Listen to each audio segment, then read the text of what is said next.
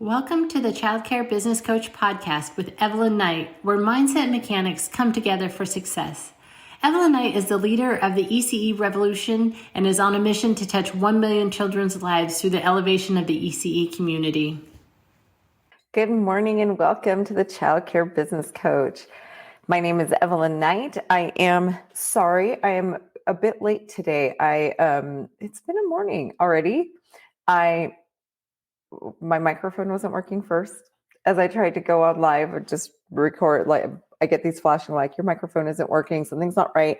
Thinking, what is going on here? I use these little microphones that are wireless because I tend to like to move around a lot.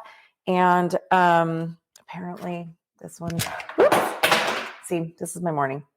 It died on me. So then my webcam decided not to work. And so it's just been one of those things. Every time I've tried to hit that live button today, something isn't working. First my microphone, then my webcam. This is not my normal camera, so if it looks a bit different, not quite as professional, I'm just using my normal laptop camera. It's a little bit different than what I usually do. So normally I like to do this standing too, but apparently I'm going to have to sit today. I don't normally like to go live with you guys sitting down because it's just different. I don't know. It's just different. It's me. Well, but good morning, everybody. Say hello as you pop in. Let me know how you're doing. Today, kind of hilarious, actually, with all of this happening. The topic I'm really thinking, like I chose to talk to you guys about is really, are you enough, right? It's the energy, right, Lisa? Yes. And I know I can correct that energy, though. I cannot own this energy. Right now, I do. I absolutely agree with you. Lisa in the chat says it's the energy. It is, but I'm going to talk about something right now that I had no idea I was going to talk about because this is where I'm being led. So we're probably going to we'll see. We will go back to my original, but because it has been one of those mornings for me since the moment I woke up late, I apparently silenced my alarm. And when I did, I overslept. I didn't. So for those of you who don't know, I have 4 dogs. Normally there's no oversleeping in my house, which I don't like to oversleep anyway. I like getting up early in the morning. I love it. For those of you who know, my morning routine is so important to me. Well, this morning I way overslept. I silenced my alarms. My dogs decided to sleep in. I overslept, didn't get my morning routine.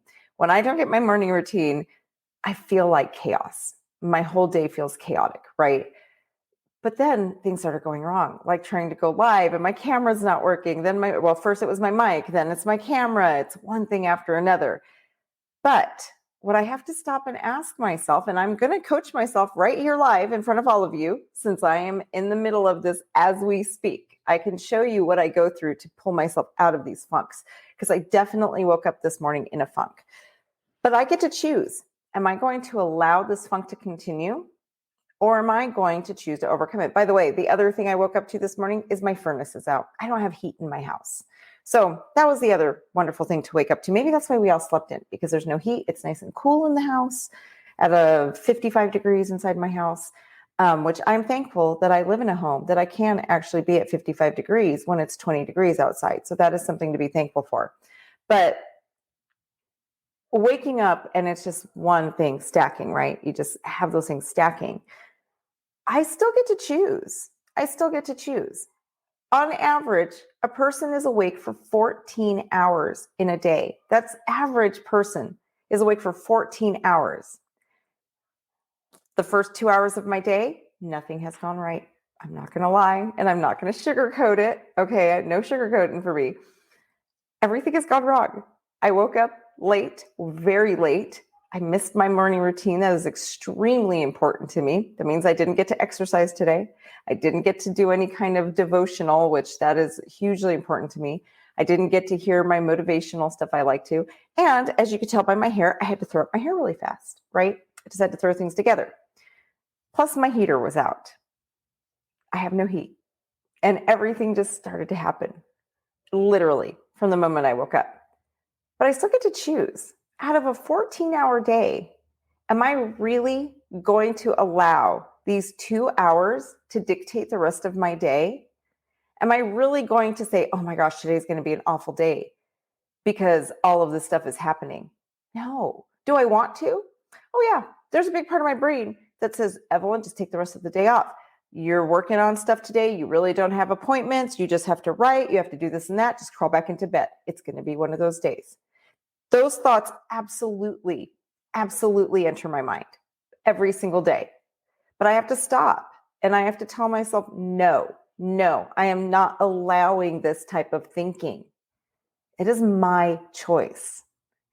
I get to choose how I'm going to move forward for the rest of my day. Just because the first 2 hours of my day did not go the way I would like to see them go does not mean that the rest of the 12 hours have to be bad. I could still go off to have one of the best days of my life. I am in control and I get to choose how the rest of my day goes. And I am not going to give a couple of negative events the power over my life or my day to dictate how I move on with the rest of my day. Now, if I go on with the rest of my day with a bad attitude, then yeah, I'm going to have a bad day. I will. But that's my fault for choosing to be in the negative. That's my fault for holding on to these things. So just my little spiel really quick. I know I just took 6 minutes of your time, but I think it's important. And just real life, that's what it is. This is real life. And it's what happens, and we each get to choose how we're going to move forward every single day. We get to choose. Good thing, bad thing, who knows? Maybe it's a good thing. Maybe had I woken up and gotten up early enough to do my workout, something might have happened. I don't know. So either way, I am thankful that even though I don't have heat in my home right now, I live in a home that's so well insulated that it's 55 degrees inside, and I have space heaters everywhere and pellet stoves. I'm thankful for what I have instead of the negative. Did my webcam go out? Yeah, but I'm thankful I have a backup. I'm thankful for that. And I'm thankful I'm still here. Even I was late and it felt like everything didn't go right. I'm still so incredibly thankful. No matter what you're facing, there is Thanksgiving to find in it. There's always something to be thankful for, no matter what. I know it doesn't feel like that, but if you search deep, you'll find it. So today, though, I do want to talk about a very, very important topic. And I'm sorry, but I just felt that was important. Today, I want to talk about just that being enough. And I can tell you, this is something I really, really struggle with big time. So many of you hop on here every week. You listen to my podcast, you watch my shows, you do all the things, you're in my group. And so many of you just send me messages like, wow, you're amazing. Wow, this. And I wish I could be more like you. And secretly, I hold back and I think to myself, why? Why do you think I'm so amazing? Why? And I don't get it, right? And most of the time, it's a huge struggle. I have big time imposter syndrome, big time, where I really struggle with this feeling that I'm just not enough. And that has led me down a rabbit hole. And lately, God has really brought this one into my ecosystem. And so many of you have been reaching out to me. Last week, I spoke to 4 of my members about this very problem, and which is why I decided that it is big enough to do a Mindset Monday on. And this is going to be a 2-part Mindset Monday because there are 2 different trains of thoughts that happen here. There's people who either have to achieve more and more and more and more, and it's never enough. And that's me. No matter how many achievements you have, no matter what you create, you never stop having this feeling that you're not enough. That is me to a T. The second camp is people who don't meet their goals and who don't get to where they want because they feel like they don't deserve it. So they constantly self-sabotage and they set themselves up for failure because they feel like they don't deserve all the things in the life that they want. So they live this never-ending cycle of self-sabotage and they reinforce the stories that they're telling themselves.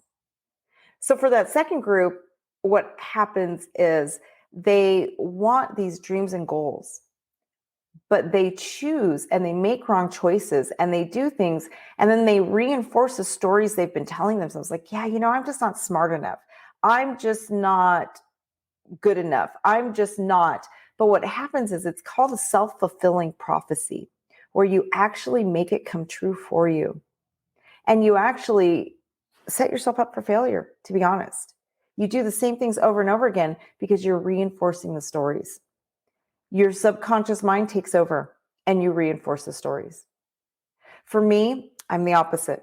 I'm a high achiever. I come up with a goal and I achieve, especially if someone tells me it can't be done. Especially. That is my biggest motivator. Tell me it can't be done and I will find a way. I am brilliant at finding out of the box things that nobody has ever thought of. And that sounds like a great thing, right? It sounds amazing and it sounds like I'm bragging, but it's actually not. I mean, it's a good trait to have, but my why behind it is not a good thing. My why is that I always feel like I have to prove myself. I never feel like I'm worthy or that I'm good enough. So I have to go after the next big thing. If you tell me I can't do something, in my mind, you're telling me I'm not good enough. I mean, you could be totally logical, like, hey, Evelyn, that can't be done. I mean, come on. I mean, look at Elon Musk, right? Elon Musk probably has huge imposter syndrome. When you think of the fact that it's like, tell him he can't go to the moon and he's going to be like, oh, watch me. Which is, it's not a bad thing, but and maybe he doesn't. I mean, it could be that he really just wants to do this. But most people who are higher achieving, usually that can come from a place of trauma. Being a high achiever can actually be a major trauma response. And what ends up happening to us is we just have to keep doing the next thing, because deep down inside, we feel like we're not good enough. I once upon a time thought that I just had to do more, right? And I'll take you through my college experience. When I graduated from high school, I had to have a college degree. I had to, because if I was going to be professional enough, good enough, I had to have a college degree. So I got my associate's degree. And as I was getting it, I thought, I got to get this degree, and then that'll make me good enough. I'll be accepted. Got it. And I didn't really even celebrate, because I said to myself, but it's not a bachelor's. And until I get my bachelor's degree, I'm not professional enough. I need my bachelor's. So I got my bachelor's. I didn't even go to I actually never went to a single one of my college graduations. I'm not going to sugarcoat it or lie. I never went to a single graduation ceremony. My high school graduation was the only one I went to, because it seemed senseless to me. I just was like, why? Why am I celebrating my bachelor's degree? It's not enough. I need my master's. When I get my master's, I will celebrate. That's when I'll walk down that aisle. But it's just a bachelor's. It's not, what does that make me? It's not graduate school. So I went back to college. And this is when I realized I had a problem. As I was finishing up the classes that I needed, I looked at my life and I told myself, when I get my master's, I will walk down that aisle. That's when I'm going to celebrate. But I didn't want to. I suddenly decided, no, it's not a PhD. Until I get my doctorate, I'm still nothing. I need that title. My brother's a doctor. Even if it's a doctorate in psychology and I'm not a medical doctor, I still have the title of Dr. Knight, right? That's when I realized I had a problem. And I just stopped and I told myself, whoa, wait. What do you mean? No, this was supposed to be it. This was supposed to be what made me something. But it didn't. And so I got to the point where I thought, no, I have to stop now. This is enough. I'm not doing this. And I told myself that if this didn't make me feel enough, I was never going to feel like it was enough. To the point that I never even processed that degree. And if you guys ever notice as I'm speaking, I always say that I have a psychology degree that emphasizes on neurological development. The reason I say that is because I never processed my master's degree. I went and I took all the classes, but I never actually made it official. And I did it on purpose because I had to prove to myself that I didn't need those initials behind my name to be something. I had to show, and I still do. I still really struggle with this. And there's times all the time where I tell myself, you need to go back, you need to do this, you need those initials, you've got to do it. And why not get your PhD? I'm only 18 months away. I could go 18 months and get my PhD, and I have and I am in rooms full of people, and it's just like, oh, they got that title and I don't, maybe I need to. And I just tell myself, no, you will not do that. It doesn't mean you haven't earned it. And I tell myself all the time, you don't need those stupid little letters to make you something. But it is a constant struggle for me. This weekend, I did my Zoom dress rehearsal for the TED Talk I'll be doing at the end of this month. And I was incredibly nervous. I was so nervous. And I don't really get nervous talking anymore. I've talked in front of huge rooms of people. And I've done Zooms, not this Saturday, but the Saturday before, I had done a Zoom with over 1,000 people in it. And I didn't get nervous. Now here I am in front of about 25 people, and I was incredibly nervous. And the reason I was nervous is because the other speakers were watching, and half of them had their PhDs. Half of them were just what I felt so far above me. Then there was the TED panelist. And I just really felt like, what am I doing in this crowd? I'm not good enough to be around these people. And as I'm speaking, it made me so incredibly nervous, because I didn't feel good enough. Ironically, this is my second rehearsal with them. This was supposed to be like the final big rehearsal. And ironically, I was the only one that didn't get any kind of corrections, any revisions, was just told, you're good. And I was actually praised. My body language was great. My passion was good. And the others were told they were kind of robotic, different things like that. They had to bring citations in and all these things. And I had to tell myself, look, you are the only speaker who did not get corrected, yet you still are telling yourself you're not good enough to be in the room with these people. You had half the room in tears, and you're telling yourself you're not good enough to be in the room with these people. When I did my first TED Talk a couple months ago, I didn't celebrate. And I've told you guys the story before, where one of my friends asked me, well, what are you doing to celebrate? And I thought, well, why would I celebrate? It's a TED Talk. And she said, people dream about getting TED Talks, and you have 2. You just did your first, and now you've got another, and you're not going to celebrate? And that's when it really started hitting me. I don't celebrate my accomplishments because it never feels like enough. When I opened my first childcare center, I had to do it because being management, I was just a manager, but I had to become an owner. Then when I became an owner, it was, yeah, but my center's small. It's only licensed for 72. So I got a center twice the size. Then I hit that goal and I thought, yeah, but you only own 1. Are you really good enough still? I mean, it's not that big a deal. You own 1. So I had to buy another one. And then when I started this company, Childcare Business Professionals, I actually started my podcast first. And it was, yeah, but you're just an owner. What is that? And there was extenuating circumstances. I mean, don't get me wrong. These were not my only motivating factors, but they were a big factor in pushing me to do these things. So I had to go and start a podcast to prove myself.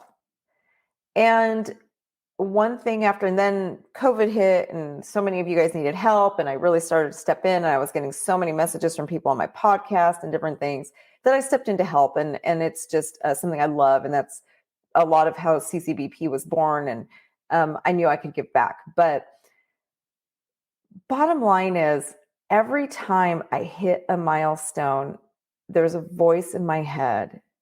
And I recently heard someone refer to those voices as little me. So I love that. And I'm going to refer to it as little me. I heard this voice of little me and not as my childhood me. Okay. So for some of you guys who've done like psychotherapy, you're thinking your child, but I'm going to talk more in that inferior, that voice that makes you feel inferior. But this little me voice would come in and just, yeah, but you're not this, and you're not that, and you're not this, and people see you. I used to think I really thought that I had to prove myself to other people. But in the last month, the 2 months, I've gone through a pretty profound experience that made me realize I'm not proving myself to anybody but me. So this part's going to be hard for me. Just an emotional warning for you guys. But I realized that I haven't been proving myself because I thought I wasn't good enough in the world's eyes. I didn't need to get those initials because the world cared. I needed to do it because I didn't feel like I was enough. And I have spent my life trying to prove to me that I'm enough.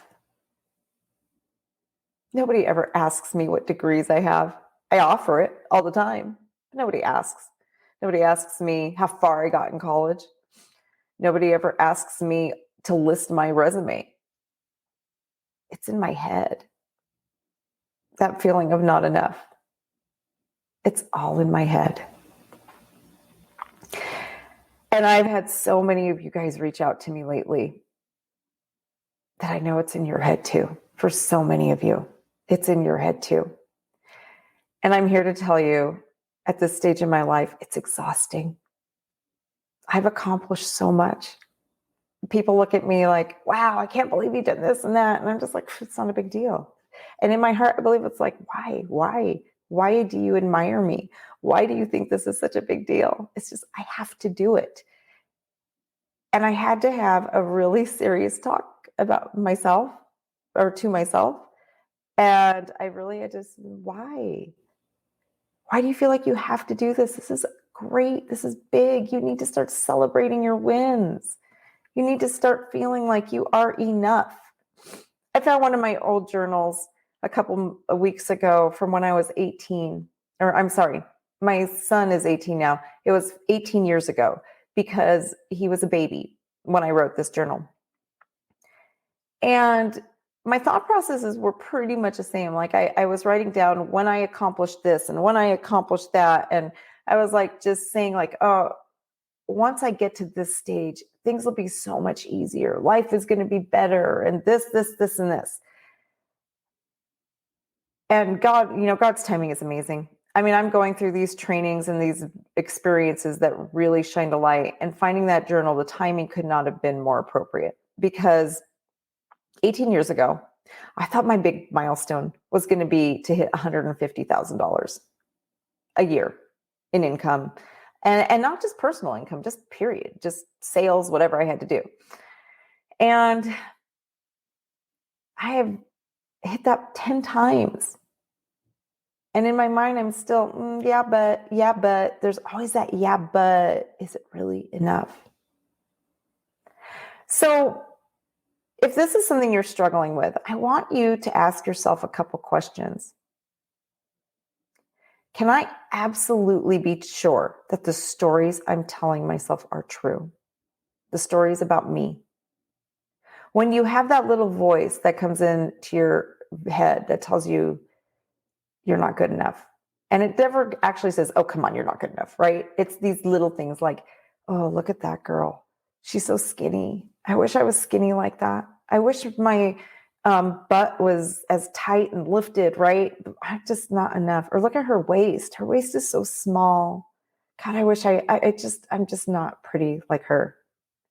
Or when you look at a person's degrees or what they appear like or how they speak or whatever, and you have this voice in your head telling you, I don't fit in because. I want you to ask yourself, is this absolutely true? Take your emotions out of it and look at just the facts. What have you done? What accomplishments have you done? Look at just the facts and ask yourself, can I prove to me beyond a shadow of a doubt that the things I am telling myself about me are true? And if they're not, start a new dialogue in your head. Write it down and repeat it every single day. Every day. I have mine right there on my office wall. And I say it over and over and over and over and over again.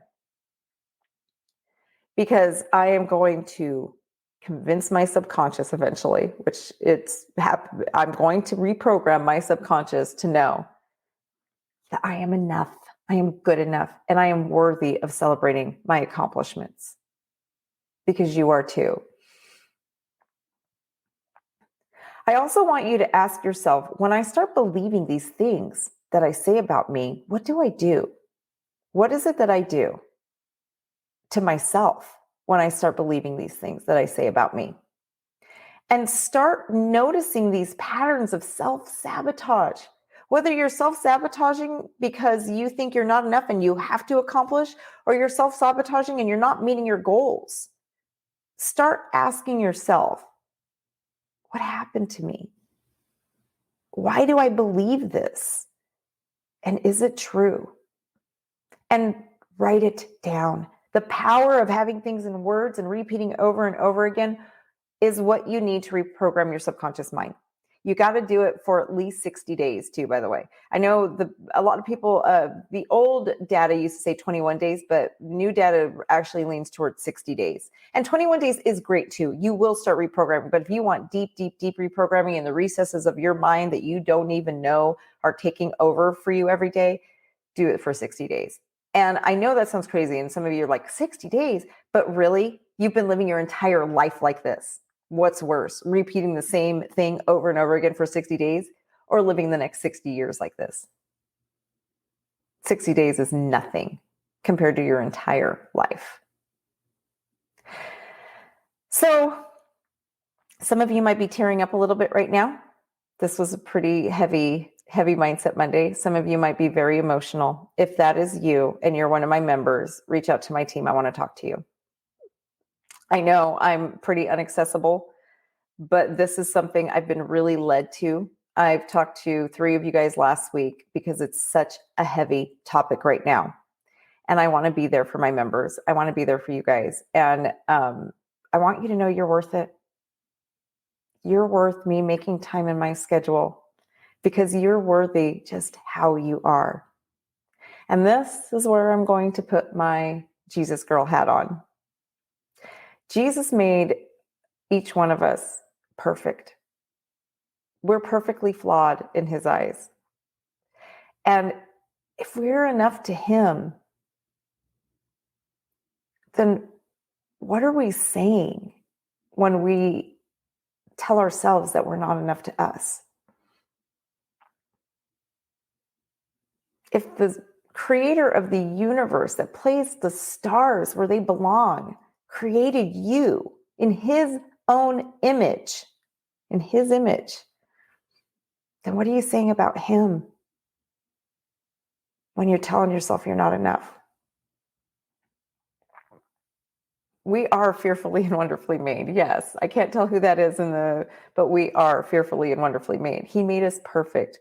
Read the Song of Solomon if you need to see how God sees you. It is literally like a love story to us. He has given us amazing, right? Yeah. So gifts that he has given us. Ouch. Yeah. Yeah. I had at church yesterday, there was this moment, and I posted it on my Facebook yesterday where I was just like, oh my gosh, because I'm somebody who lives in shame and guilt, and I live in fear of shame and guilt. I live in shame, and it's the stupidest things. Like, my dishes aren't done. Oh my God, I'm so ashamed of my house because I went to bed last night with dishes in my sink, right? And I just had this epiphany as the pastor was preaching. I just realized, like, oh my gosh, me living with shame and guilt is like telling Jesus that what he did for me wasn't enough. So how many of you who are Christ followers as well, who love the Lord with all your heart, are literally telling Jesus that his sacrifice wasn't enough? That's what we got to stop. So, yes, Lauren Daigle. Oh, that is a great one, Shaylin. That is awesome. But that's something I just really challenge you guys to ask yourself, and reach out to Lisa, your concierge, if you're one of my members. I'm sure she can figure out a time if you need to talk about this, because this is what God has really laid strongly in my heart for the last 2 weeks that so many of us are struggling with and that I'm supposed to be helping with right now. That is what I'm being called for in this season, in these, I don't know if it's a month. I don't know. We'll see how long it is that God calls me for this one. But this is what I'm really being strongly called towards. If you're not a member yet and you're feeling this, join us. Come into this community where we can help you. These are the kind of things we help each other with. This is the kind of thing. Tomorrow morning at 9 a.m. Pacific time, we're going to get together in office hours. I'll be there. My amazing team will be there. And so will some incredible owners and directors. And we just get together and we talk about things like this. And we also talked about practical things like so-and-so called in for the 4th time this month. We talk about, but we do get deep sometimes because that's what we're here for. We're here to come alongside you so that you're not alone. You're not alone and you don't have to be. That is one of the reasons I started CCBP, because at a time I felt so alone. I felt like I was an island and nobody around me understood what I was going through. And they really didn't. And when I got my first business coach, for the first time I realized I'm not alone anymore. I'm not alone anymore. People get me now. And that's why I want to be there for you guys. I want childcare business professionals to be there for you. I want you to have a place to run and hide. I really do. And I want us to have that community of people who get you. We get you. We get each other. I might lead the group, but you guys help me as much as I help you. Just knowing that I'm not alone in these struggles is so incredibly helpful. So put in the chat if that's something, or you can reach out to Lisa Marie Wadke in the chat.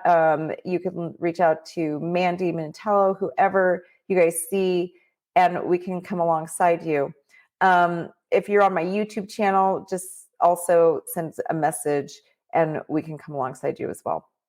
So I hope everybody has a wonderful week. It is going to be a great week, and it's going to be a great one day, even if the whole morning was crazy and I don't have heat. I have space heaters. I'll get my furnace fixed. It's going to be a wonderful, beautiful week. And I hope you guys all take that to heart too, that we don't need to let the first 2 hours of a day ruin a 12-hour day, right? Or 5-day week. I get to choose. We get to choose everything. I get to choose to feel like I'm enough. I get to choose to be thankful to Jesus for his sacrifice for me. I get to choose how the rest of my day is going to go. And I'm going to get to choose every day to see myself as good enough and as worthy. So I hope you do too. Have a wonderful day, everybody. Thank you for joining Evelyn today. For more information, please visit childcarebusinessprofessionals.com.